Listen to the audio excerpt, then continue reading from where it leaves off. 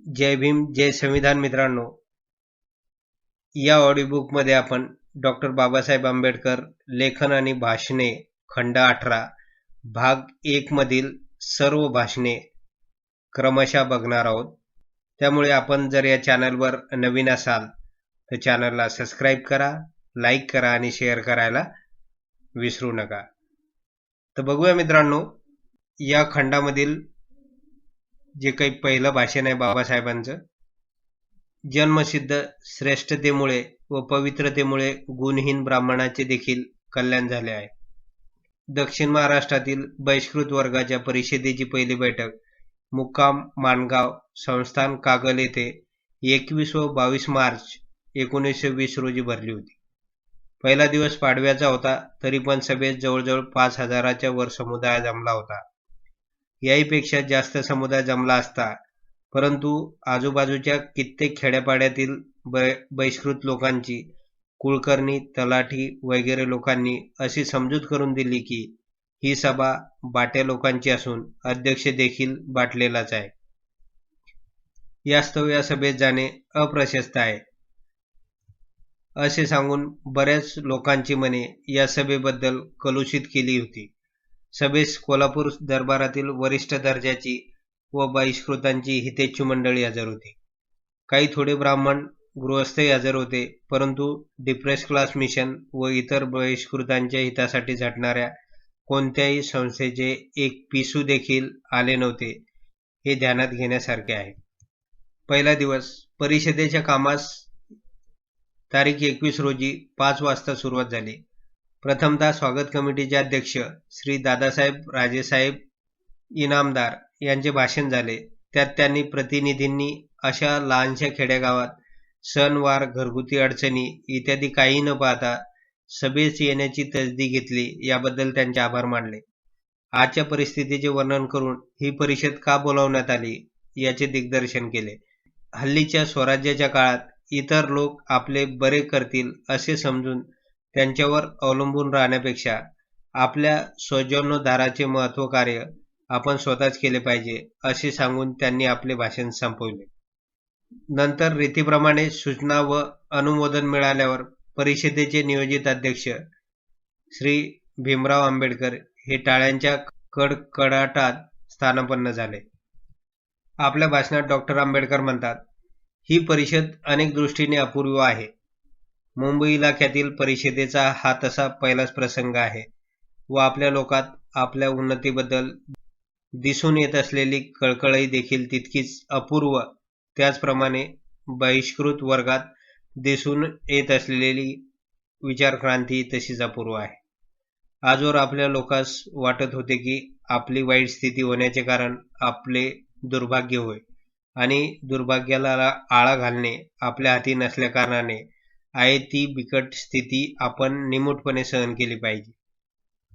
हल्लीच्या पिढीला मात्र आपली परिस्थिती ईश्वरी लीलेचा परिपाक आहे असे वाटत नाही, ती इतरांच्या दुष्कृत्याचा परिणाम आहे असे वाटू लागले आहे. ज्या हिंदू धर्माचे आपण घटक आहोत त्या हिंदू धर्माच्या व्यवहारात मनुष्य मात्राचे संघटन 2 आदित्य तत्वांना धरून झालेले दृष्टीस पडते. एक जन्मसिद्ध योग्यता व दुसरी जन्मसिद्ध पवित्रता. या 2 तत्वांनुरूप हिंदू लोकांची विभागणी केली तर त्याचे 3 वर्ग होतात. जन्माने सर्वात श्रेष्ठ व पवित्र, ज्याला आपण ब्राह्मण वर्ग असे म्हणतो. नंबर 2, ज्याची जन्मसिद्ध श्रेष्ठता व पवित्रता ब्राह्मणापेक्षा कमी आहे असा जो वर्ग तो ब्राह्मणेतर वर्ग. आणि नंबर 3, जे जन्मसिद्ध कनिष्ठ व अपवित्र अंशाचा जो वर्ग होता तो आपला बहिष्कृत वर्ग. अशा रीतीने वर्गीकरण करून धर्माने ठरवून दिलेल्या श्रेष्ठतेच्या व पवित्रतेच्या विषम प्रमाणाचा या 3 वर्गावर परिणाम झाला आहे. जन्मसिद्ध श्रेष्ठतेमुळे व पवित्रतेमुळे गुणहीन ब्राह्मणाचे देखील कल्याण झाले आहे. ब्राह्मणेतरास जन्मसिद्ध अयोग्यतेचा मारा आहे, त्यांच्यात विद्या नाही म्हणून ते आज मागे राहिले आहे. तरी पण विद्या व द्रव्य मिळवण्याचे मार्ग त्यांना मोकळे आहेत. ही दोन्ही जरी त्यांच्याजवळ आज नसतील तरी त्यांना ती उद्या मिळणार आहे. आपल्या बहिष्कृत वर्गाची स्थिती मात्र जन्मसिद्ध अयोग्यतेमुळे व अपवित्रतेमुळे फारच शोचनीय झाली आहे. अनेक दिवस अयोग्य व अपवित्र मानून घेतल्यामुळे नैतिकदृष्ट्या आपल्यातील आत्मबल व स्वाभिमान ही जी उन्नतीची आद्य कारणे ती अगदी लोपून गेली आहेत. सामाजिकदृष्ट्या हिंदू धर्मियाप्रमाणे त्यांना हक्क नाहीत, त्यांना शाळेत जाता येत नाहीत, सार्वजनिक विहिरीवर पाणी भरता येत नाही व रस्त्यावर चालता येत नाही, वाहनाचा उपयोग करून घेता येत नाही, इत्यादी प्रकारच्या कनिष्ठ हक्कांना देखील ते दुरावले आहेत. जन्मसिद्ध अयोग्यतेमुळे व अपवित्रतेमुळे आर्थिकदृष्ट्या त्यांचे तितकेच नुकसान झाले आहे. व्यापार, नोकरी व शेती हे जे धनसंचयाचे 3 मार्ग आहे ते त्यांना खुले नाहीत. विटाळामुळे गिराईक मिळत नसल्याकारणाने त्यांना व्यापार करण्याची सोय उरली नाही. शिवाशिवीमुळे त्यांना नोकरी मिळत नाही व कधीकधी गुणाने योग्य असूनही खालच्या जातीचे असल्यामुळे इतर लोक त्यांच्या हाताखाली नोकरी करण्यास कचरतात, म्हणून त्यांना नोकरी मिळणे जड जाते. याच भावनेमुळे मिलिटरीतून त्यांचा उठाव झाला आहे.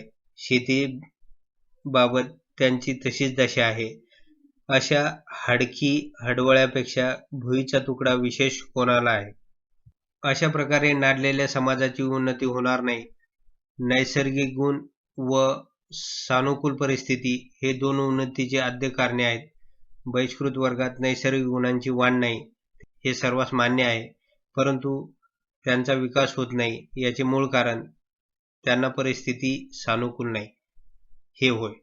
परिस्थिती सानुकूल करून घेण्यास अनेक उपाय सुचविले जातात, परंतु याकरता आपण राजकीय सामर्थ्य संपादिले पाहिजे व जातवार प्रतिनिधित्व मिळाल्याशिवाय आपल्या हाती राजकीय सामर्थ्य येणार नाही. सत्यमेव जयते हे तत्व पोकळ आहे. सत्याचा जय होण्यास आपण आपली चळवळ कायम ठेवली पाहिजे, असे सांगून त्यांनी आपले प्रास्ताविक भाषण संपवले. नंतर विषय नियामक कमिटी नेमण्यात येऊन पहिल्या दिवसापुरते परिषदेचे काम संपले. त्यानंतर मित्रांनो दुसरा दिवस परिषदेच्या कामास 3 वाजता सुरुवात झाली. त्या प्रसंगी कोल्हापूरचे छत्रपती शाहू महाराजांनी हजर राहून सर्व बहिष्कृत वर्गास ऋणी करून सोडले. ते आपल्या भाषणात म्हणतात, आज माझे प्रिय मित्र आंबेडकर यांनी या सभेचे अध्यक्षस्थान स्वीकारले आहे. त्यांच्या भाषणाचा मला लाभ मिळावा म्हणून मी शिकारीतून बुध्या येथे आलो आहे. मिस्टर आंबेडकर सर्व मागासलेल्या जातीचा परामर्श घेतात, याबद्दल मी त्यांचे मनपूर्वक अभिनंदन करतो. महार, मांग, चांभार, ढोर हे खरोखर वैश्य जातीचे असून व विशेषतः महार लोक पूर्वी महारकी सूत काढून व्यापार करीत असता त्यांना अस्पृश्य कोणी ठरविले असेल कोण जाणे. असा वैश्याचा धंदा सोडून दस्यू म्हणजे नोकर आणि नोकर म्हणजे अतिशूद्र. तेव्हा आंबेडकरांनी असा हा धंदा का पत्करला आहे मला कळत नाही. तथापि मी येथे जन्मलेल्या सर्व लोकांस हीच विनंती करतो की आतापर्यंत आम्ही निकृष्ट अवस्थेस पोहोचण्याचे कारण आम्ही आमचा योग्य पुढारी योजून काढीत नाहीत. गोड बोलून नावलौकिक मिळवण्याच्या हेतूने आमच्यापैकी काही अप्पलपोटी मंडळी अयोग्य पुढारी नेमून देऊन अज्ञानी लोकांना फसवतात. पशुपक्षी देखील आपल्या जातीचा पुढारी करतात. पक्षात कधी चतुष्पादाचा पुढारी झाला नाही. चतुष्पादी कधीही पक्षांचा पुढारी नसतो. गाय, बैल, मेंढरे यात मात्र धनगर त्यांचा पुढारी असतो. त्यामुळे शेवटी त्यांना कसाबखान्यात जावे लागते. आज त्यांना पंडित ही पदवी देण्यास तरी काय हरकत आहे. विद्वानात ते एक भूषणच आहेत. आर्य समाज, बुद्ध समाज व ख्रिस्ती यांनी त्यांना आपल्यात आनंदाने घेतले असते, परंतु ते तुमचा उद्धार करण्याकरता तिकडे गेले नाहीत. याबद्दल तुम्ही त्यांचे आभार मानले पाहिजेत व मीही मानतो. माझ्या राज्यातील बहिष्कृत प्रजाजनांनो, तुम्ही तुमचा खरा पुढारी शोधून काढला, याबद्दल मी तुमचे अंतःकरणापूर्वक अभिनंदन करतो. माझी खात्री आहे की डॉक्टर आंबेडकर हे तुमचा उद्धार केल्याशिवाय राहणार नाहीत.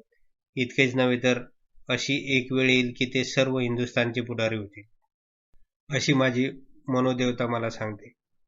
नंतर खालील ठराव सभेत सर्वानुमते पास झाले. नंबर 1. महायुद्धात ब्रिटिश सरकारला व दोस्त राष्ट्रांना जय मिळाल्याबद्दल ही परिषद आनंद व्यक्त करीत आहे. श्री मनमोहन महाराज शाहू छत्रपती सरकार इलाखा करवीर यांनी आपल्या राज्यात बहिष्कृतांना समानतेचे हक्क देऊन त्यांचा उद्धार करण्याचे सकृत्य आरंभिले आहे. याबद्दल त्यांचा वाढदिवस प्रत्येक बहिष्कृत व्यक्तीने सणाप्रमाणे साजरा करावा असे या परिषदेचे मत आहे. जे राजे, महाराजे व संस्थानिक बहिष्कृतांच्या उन्नतीसाठी प्रयत्न करीत आहेत त्यांची ही परिषद मनपूर्वक आभार मानते. दरेक व्यक्तीच्या उन्नतीला सानुकूल सामाजिक परिस्थितीची अत्यंत जरुरी आहे. जन्मसिद्ध अयोग्यता व जन्मसिद्ध अपवित्रता यामुळे हिंदुस्थानातील सामाजिक परिस्थिती बहिष्कृत वर्गाच्या उन्नतीस प्रतिकूल आहे. इतकेच नव्हे तर त्यामुळे हा वर्ग सर्वसाधारण अशा मानवी हक्कास देखील दुरावला आहे. बहिष्कृत लोक हे हिंदी साम्राज्याचे घटक आहेत व इतर हिंदी लोकांप्रमाणे त्यांना खालील मानवी हक्क आहेत. सार्वजनिक रस्ते, विहिरी, तलाव, शाळा, धर्मशाळा तसेच लायसेन्स खाली असलेल्या करमणुकीच्या जागा, भोजनगृहे, वाहने इत्यादी सार्वजनिक सोयीचा उपभोग घेण्याचा त्यांना हक्क आहे. गुणसिद्ध योग्यतेने त्यांना व्यापार करण्याचा व नोकरी मिळवण्याचा हक्क आहे. वरील हक्क उपभोगितांना जेव्हा म्हणून अडचण पडेल त्यावेळी ती दूर करण्यास सरकारने कायद्याने मदत करावे असे या परिषदेचे मत आहे. त्यानंतर 5वा मुद्दा होता प्राथमिक शिक्षण मुलामुलींचा भेद न करता जितक्या लवकर होईल तितक्या लवकर सक्तीचे व मोफत करण्यात यावे. 6वा मुद्दा होता बहिष्कृत वर्गात शिक्षणाचा प्रसार होणे अत्यंत जरुरीचे आहे, त्याशिवाय त्याची उन्नती होणार नाही. म्हणून त्यांच्यात शिक्षणाचा प्रसार करण्यास शाळा मास्तर, deputy assistant, deputy educational inspector त्यांचे हितेच्छू असले पाहिजेत.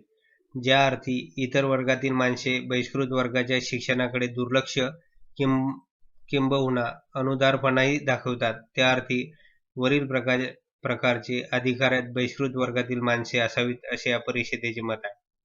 तसेच बहिष्कृत वर्गाचे मास्तर ट्रेन होण्यास त्यांना विशेष सवलत देऊन त्यांचा प्रवेश होण्याची सोय सरकारने करावी अशी या परिषदेची आग्रहाची विनंती आहे. बहिष्कृत वर्गात शिक्षणाचा प्रसार करण्यास दरेक जिल्ह्याला बहिष्कृत वर्गापैकी निदान एक डेप्युटी किंवा असिस्टंट डेप्युटी एज्युकेशनल इन्स्पेक्टर असावा व त्या दर्जाला ट्रेनिंग कॉलेजची 3rd इयर परीक्षा पास झालेला किंवा मॅट्रिक पर्यंत शिकलेला इसम लायक समजला जावा असे या परिषदेचे मत आहे.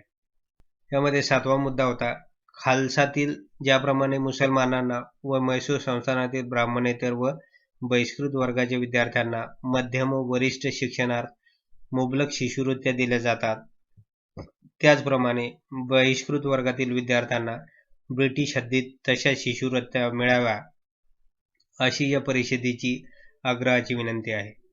सर्वथा स्पृश्य अस्पृश्यांच्या शाळा एकत्र असाव्या असे या परिषदेचे मत आहे. हल्ली दिसून येत असलेली महारकी वतनदारांची स्थिती अगदी हलाखीची आहे असे कष्टाने म्हणावे लागते. या हलाखीची कारणे 2 असावी असे या परिषदेचे मत आहे. 1. महार वतनदारांना पड वगैरे अगदी गलिच्छ कामे करावी लागत असल्यामुळे त्यांच्या वतनदारीवर कमीपणाची छटा उमटली आहे. वतनी जमीन वतनदारात पिढ्यानुपिढ्या विभागून जात असल्यामुळे जमिनीचे इतके बारीक तुकडे झालेले आहेत की दरेक महार वतनदारास पुरेशी पैदास होत नसल्यामुळे त्यांची अगदी कंगाल स्थिती झाली आहे. यामुळे वतन पद्धतीत फेरफार करणे अगदी जरूर झाले आहे असे या परिषदेचे ठाम मत आहे. महारकी वतन सर्व महार लोकात विभागून सर्वांनी दरिद्री व कंगाल राहण्यापेक्षा ते वतन थोडक्याच लोकात विभागून त्यांची स्थिती मानास्पद व सुखावह करणे बरे. म्हणून महारकी वतनाची जमीन थोड्याच महारांना मोठ्या प्रमाणात वाटून देऊन ज्या महारांना अशा प्रमाणावर जमीन विभागल्यामुळे वतनी जमिनीस मुकावे लागेल त्यांना शक्य तिथे पड जमीन रयताव्याच्या नियमाने देऊन त्यांची सोय लावण्यात यावी. हल्ली असलेली वतनी जमीन ज्या महार कुळास देण्यात येईल त्यांच्याकडून आपल्या मुलामुलीस साक्षर करून आपल्या दर्जाप्रमाणे राहण्याची अट लिहून घेण्यात यावी. त्यानंतर 10वा मुद्दा होता यामधला मेलेल्या जनावरांचे मांस कोणत्याही जातीच्या माणसाने खाणे हा गुन्हा आहे असे कायद्याने मानले जावे असा या सभेचा अभिप्राय आहे. तलाठ्याच्या जागेवर बहिष्कृत वर्गाच्या नेमणुका होत जाव्यात अशी या परिषदेची मागणी आहे. बहिष्कृत वर्गाच्या उन्नतीकरता झटत असणाऱ्या बहिष्कृतेतर संस्थांचे अगर व्यक्तींचे कळकळीबद्दल ही परिषद जरी आभारी आहे, तरी पण बहिष्कृत वर्गाचा राजकीय व सामाजिक हित संचय करण्यास त्यांच्याकडून जे उपाय सुचवले जातात ते उपाय या बहिष्कृत वर्गात सर्वस्वी मान्य होतात असे सरकारने समजू नये असे या परिषदेचे आग्रहाचे सांगणे आहे. भावी कायदे कौन्सिलात बहिष्कृतांचे प्रतिनिधी त्यांच्या लोकसंख्येच्या व गरजेच्या प्रमाणात त्यांच्या स्वतंत्र मतदारसंघातून निवडून घेण्यात यावेत अशी या परिषदेची हक्काची मागणी आहे. ही परिषद भरवून आणण्याचे कामी ज्यांनी परिश्रम केले त्यांचे व विशेषतः आप्पा दादगौडा पाटील यांचेही परिषदेत फार फार आभार मानते. वरील सर्व ठराव त्या अधिकाऱ्याकडे व इतर संबंध असणाऱ्या गृहस्थाकडे पाठवण्याचा अधिकार ही परिषद तिच्या अध्यक्षास देत आहे. तर अशा प्रकारे मित्रांनो, या ठिकाणी जी काही माणगाव परिषद भरलेली होती 1921 मध्ये, तर त्या परिषदेमध्ये डॉक्टर बाबासाहेब आंबेडकर आणि छत्रपती शाहू महाराज यांनी जे काही केलेलं भाषण होतं त्या परिषदेमध्ये ते या ठिकाणी प्रस्तुत करण्यात आलेलं आहे. धन्यवाद.